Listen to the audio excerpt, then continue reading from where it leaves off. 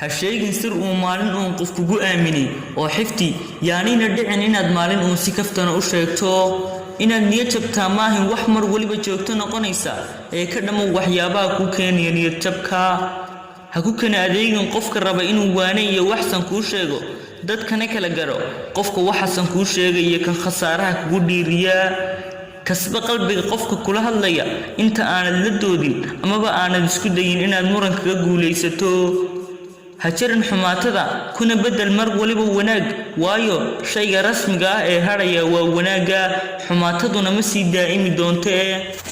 kala garo qowlka anfacaya hadalkaaga iyo qowlka hoos u dhigaya si aad u noqoto mid hadalkiisu miisaaman yahay كدق أهل وادة ترى هجاجي فعل كاغا كهر انت أنا تجاجين هذا الكاغا وايو قفولي بوكال لكرا هذا الوناكسن فرسوحا أتكودقن كيسا